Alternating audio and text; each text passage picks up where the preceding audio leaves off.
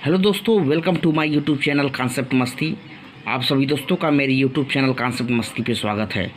अगर आप हमारे चैनल पे नए हैं तो कृपया लाल वाला बटन सब्सक्राइब जिसको बोलते हैं बटन दबा के सब्सक्राइब कर लें ताकि आपको नोटिफिकेशन मिलता रहे। लाइक कमेंट शेयर ज़रूर करें अगर आपको वीडियो अच्छा लगता है। तो आइए बिना ब्रेक के आपको लेके चलते हैं इंटर फर्स्ट का जो चैप्टर है इसको बोलते हैं प्रकृति में मूल बल, यानी इसको इंग्लिश में बोलते हैं fundamental forces in nature. Fundamental forces in nature, देखिए फंडामेंटल फोर्सेस इन नेचर यानी कि प्रकृति में बल। वैसे सिंपल से हम बोलते हैं कि बल वह कारक है जो किसी वस्तु में वस्तु की गति में परिवर्तन तथा वस्तुओं के आकार में विरूपण उत्पन्न करता है। विरूपण का मतलब होता है उसमें विकृति। जैसे मान लीजिए कोई सीधा चीज़ है, अगर उसमें आप फोर्स लगाते हैं अर्थात आप बल लगाते हैं, उसमें क्या होता है, कुछ विकृत होता है, डिफॉर्मेशन होता है, उसमें कुछ विकृति आती है। तो इस तरीके से बल होता है। अब देखिए क्या होता है कि हम देखेंगे कि स्थूल संसार में हम अनेक बलों का अनुभव करते हैं। हमेशा न हमेशा कहीं ना कहीं हमको अनेक प्रकार के बल अनुभव करते हैं। जैसे आपका होता है घर्षण बल हो गया। कौन सा बल होता है? घर्षण बल होता है। घर्षण बल के साथ साथ आपका श्यान बल होता है। श्यान बल के साथ आपका पृष्ठ तनाव होता है।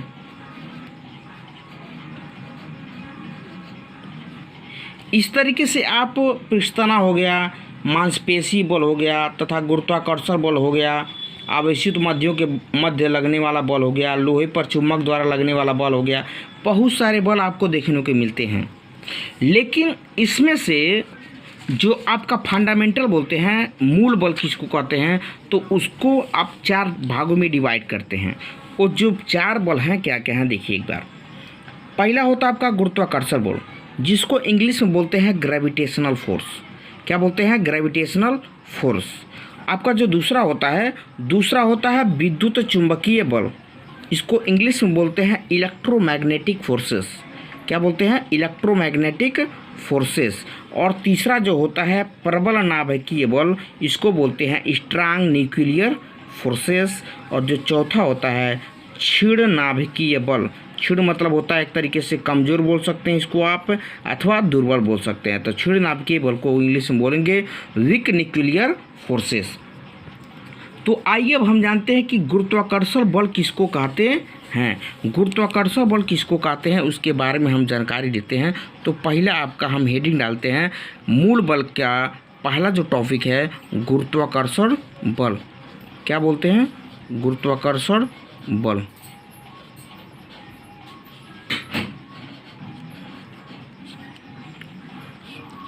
देखिए गुरुत्वाकर्षण बल, अब इसकी परिभाषा क्या होती है?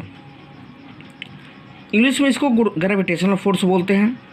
वैज्ञानिक जो न्यूटन थे, न्यूटन ने यह बताया कि इस संसार में प्रत्येक पिंड एक दूसरे पिंड को एक बल द्वारा अर्थात एक फोर्स द्वारा आकर्षित करता है, जिसे गुरुत्वाकर्षण बल कहते हैं। जो न्यूटन नाम के वैज्ञानिक थे, कौन? न्यूटन नाम के, आइजैक न्यूटन, आप लोग अच्छे तरीके से जानते हो इनका नाम, कि जो न्यूटन नाम के वैज्ञानिक थे न्यूटन, उन्होंने बताया कि दुनिया की कोई भी वस्तु हो तो एक वस्तु दूसरे वस्तु को क्या करती है, एक दूसरे की ओर आकर्षित करने की क्षमता रखती है। और यही जो एक दूसरे को आकर्षित कर रहे हैं, जिस बल के द्वारा एक दूसरे को आकर्षित करते हैं, वही बल क्या कहलाता है? गुरुत्वाकर्षण बल कहलाता है। इसको गणितीय रूप में लगने वाला आकर्षण बल दोनों पिंडों के द्रव्यमानों के गुणनफल के समानुपाती तथा उनके बीच दूरी के वर्ग के विलोमानुपाती अथवा विक्रमानुपाती होता है। अगर आप इसको मैथ की भाषा में देखें, अगर मैथमेटिक्स की भाषा में देखें तो क्या होता है, जो आपका गुरुत्वाकर्षण फोर्स होता है, गुरुत्वाकर्षण बल होता है, जो देखिए F फॉर फोर्स हो गया, ठीक। अगर मान लीजिए कोई दो पिंड मैं ले लेता हूँ, इसका मान लीजिए जो मास है अर्थात इसको मान लेता हूँ मैं m1 है, और इसका मान लेता हूँ मास क्या है, m2 है। तो जब दोनों मास हैं, इसका मास m1 है, इसका मास m2 है, मास मीन्स द्रव्यमान, मास मीन्स क्या हो गया आपका, द्रव्यमान हो गया।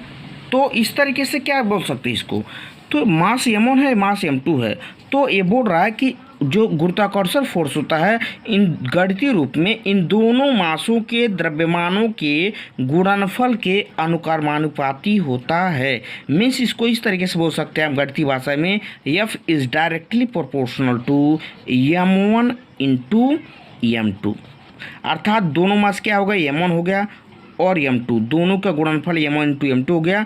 प्रोपोर्शनल चिन्ह क्या है, अनुक्रमानुपाती चिन्ह बताता है, यानी कि फोर्स अर्थात दोनों का गुणनफल जब बढ़ेगा तो फोर्स का भी मान भी बढ़ेगा, और जब m1 m2 का मान घटेगा तो F का भी मान घटेगा।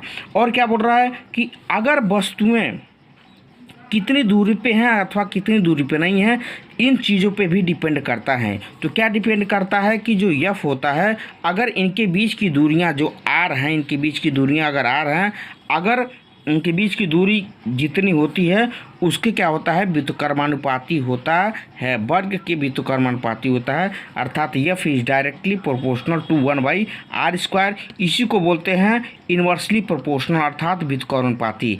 अर्थात जो फोर्स होता है अगर दूरी पे रहेंगे तो क्या होता है, इस व्युत्क्रमानुपाती के रूप में काम करता है। अगर इन दोनों को हम क्या करते हैं, अगर मर्ज करते हैं, मिलाते हैं इन दोनों को, तो आपका जो बनता है F is directly proportional to m1 into m2 divided by G, पहले प्रोपोर्शनल मानते हैं, G अभी नहीं लिखेंगे हम क्योंकि अभी प्रोपोर्शनल लगा रहे हैं, बटे r²।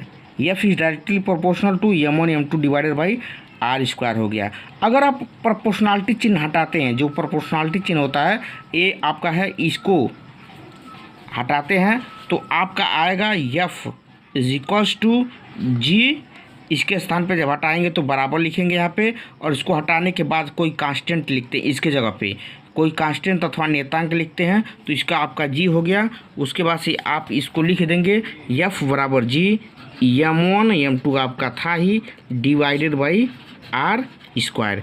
इस तरीके से F की वैल्यू हो गई F बराबर G m1 m2 by r² हो गया। और देखिए मैंने जो आपको बताया G, F बराबर G m1 m2 divided by r²। तो ये जो m1 है वो प्रथम पिंड का द्रव्यमान हो गया, m2 दूसरे पिंड का द्रव्यमान हो गया, r जो होता है उन दोनों द्रव्यमानों के बीच का डिस्टेंस होता है अथवा दूरी होता है, दूरी का वर्ग लेते हैं, और जो कांस्टेंट हम हटाते हैं इन्वर्सली प्रोपोर्शनल, अच्छा प्रोपोर्शनलिटी का जब हम चिन्ह हटाते हैं तो उसके जगह पे G लिखते हैं। तो G को क्या बोलते हैं हम, तो G का जो मान होता है ना, इसको लिखते हैं, G का मान जो मतलब डेराइव किया गया पहले से, उसका मान होता है 6.67 अर्थात 6.67 गुणे 10⁻⁻11 न्यूटन मीटर पर किलोग्राम स्क्वायर। अब देखिए बहुत सारे स्टूडेंटों को दिक्कत किस बात की होती है कि वो जो इधर आपका मात्रक लिखा गया होता है उसमें बहुत सारे लोगों को दिक्कत होती है, तो इसको आपको रटने की ज़रूरत नहीं है, मैं आपको बता दे रहा हूँ, आपको कभी भी इसको भूलेगा नहीं। और बताने से पहले एक चीज़, जो G होता है इसको बोलते हैं सार्वत्रिक गुरुत्वाकर्षण नियतांक। जो G होता है इसको बोलते हैं सार्वत्रिक गुरुत्वाकर्षण नियतांक। और इस सार्वत्रिक गुरुत्वाकर्षण नियतांक इसलिए बोलते हैं क्योंकि इसका मान ब्रह्मांड में सभी जगह क्या रहता है, समान रहता है, इसी कारण इसको बोलते हैं सार्वत्रिक गुरुत्वाकर्षण नियतांक G। अब देखिए इसका जो वैल्यू है न्यूटन मीटर स्क्वायर पर किलोग्राम स्क्वायर कहाँ से आया, इधर से देखिए आप, G का मान हमको निकालना है, इसकी वैल्यू देखिए, तो इसको आप क्या करिए, तिर्यक गुणा कीजिए। तो F का मान आप जानते हैं क्या होता है, F फोर्स है, तो फोर्स का मात्रा क्या होता है आपका, न्यूटन होता है, क्या होता है, न्यूटन होता है। और R है, R मतलब दूरी है, दूरी का मात्रा क्या होता है, मीटर होता है। और इसका स्क्वायर है तो स्क्वायर कर दीजिए, और देखिए अब ये जो M1 M2 है वो नीचे जाएगा, नीचे जाएगा मतलब इस तरीके से इधर हो गया। और जानते हैं कि द्रव्यमान का क्या होता है, किलोग्राम होता है। और ये भी आपका, इसका भी दूसरे भी मास है अर्थात द्रव्यमान है, इसका भी किलोग्राम होगा। तो किलोग्राम इंटू किलोग्राम को स्क्वायर इस तरीके से स्क्वायर लिख देंगे, एक को आप हटा दीजिए, बस देखिए न्यूटन मीटर स्क्वायर पर किलोग्राम स्क्वायर हो गया इसका, न्यूटन मीटर स्क्वायर पर किलोग्राम। इस तरीके से इसका क्या हो गया आपका, हो गया मात्रक। तो इस तरीके से आप मात्रक निकाल सकते हैं। और उसके बाद से आप देखिए कि क्या होता है कि अगला गुरुत्वाकर्षण बल के प्रमुख गुण, जो गुरुत्वाकर्षण बल होते हैं, गुरुत्वाकर्षण बल के प्रमुख गुण क्या क्या हैं, प्रमुख गुण क्या क्या हैं। अब देखिए क्या होता है गुरुत्वाकर्षण बल के प्रमुख गुण। पहली बात तो इसमें होता है कि ए बल परिमाण में जो गुरुत्वाकर्षण बल होते हैं परिमाण में समान होते हैं किंतु दिशा में विपरीत होते हैं। विपरीत होते हैं बल, जैसे मान लीजिए एक अगर पश्चिम लगा रहा है तो एक पूरब लगाएगा दूसरा, तभी तो होगा एक दूसरे की तरफ। तो ए बल परिमाण में क्या होते हैं, परिमाण में समान होते हैं। जैसे मान लीजिए अगर 4 किलोमीटर अगर एक पिंड लगा रहा है तो दूसरा पिंड भी 4 किलो जो भी मतलब उसका फोर्स है वो भी उतना ही लगाएगा। अगर 4 परिमाण का ये लगा रहा है तो दूसरा भी 4 परिमाण का लगाएगा। अगर कोई 100 परिमाण का एक पिंड लगा रहा है तो दूसरा भी 100 परिमाण का ही लगाएगा, लेकिन उसकी दिशा क्या होगी, विपरीत होगी एक दूसरे के। और देखिए दोनों पिंडों के मध्य लगने वाला जो बल होता है वो माध्यम पर निर्भर नहीं करता है। किस पे निर्भर नहीं करता है, उनके बीच का जो माध्यम है निर्वात है आकि वायु है, इस पे निर्भर नहीं करता है। और गुरुत्वाकर्षण बल एक दीर्घ परास बल होता है। गुरुत्वाकर्षण बल क्या होता है, जो अगला आपका इसका गुण है, गुरुत्वाकर्षण बल एक दीर्घ परास बल होता है। क्या होता है,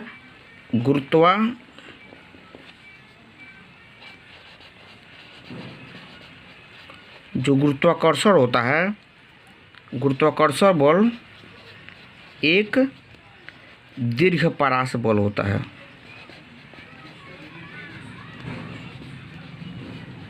दीर्घ परास बल होता है। और देखिए गुरुत्वाकर्षण बल हल्के पिंडों के लिए नगण्य होता है। अगर मान लीजिए कोई पिंड हल्का है, अगर दो वस्तु क्या है एकदम हल्के हल्के हैं, तो उनके लिए जो गुरुत्वाकर्षण बल होता है वो नगण्य होता है, अर्थात इसको हम नेगलेक्ट कर सकते हैं, अर्थात उसको एक तरीके से छोड़ सकते हैं। परंतु अगर बड़े पिंड हैं जैसे ग्रह और तारे हैं तो इसके लिए इनका मान बहुत अधिक होता है। तो इसको एक तरीके से और लिख सकते हैं कि हल्के पिंड अगर मान लीजिए हैं, अगर मान लीजिए क्या है, हल्का पिंड है तो नगण्य हो जाएगा। क्या हो जाएगा, गुरुत्वाकर्षण बल का मान नगण्य होता है, अर्थात इसको हम छोड़ सकते हैं, ठीक है। लेकिन अगर क्या है, बड़ा हो, क्या हो, बड़ा ग्रह हो, कोई बड़ा ग्रह नक्षत्र तारा वगैरह हो गया इस तरीके का, तो इसका मान क्या होता है, बहुत ज़्यादा होता है। क्या होता है, बहुत ज़्यादा होता है।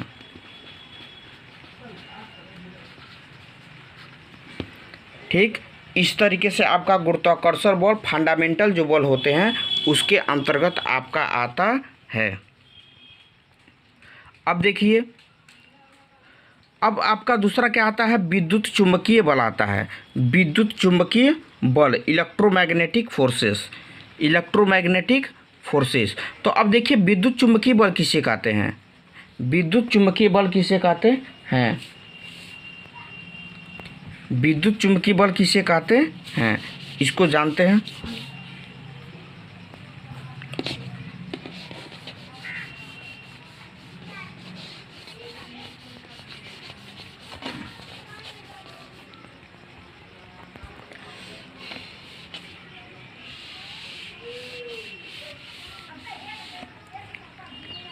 देखिए विद्युत चुंबकीय बल दूसरा,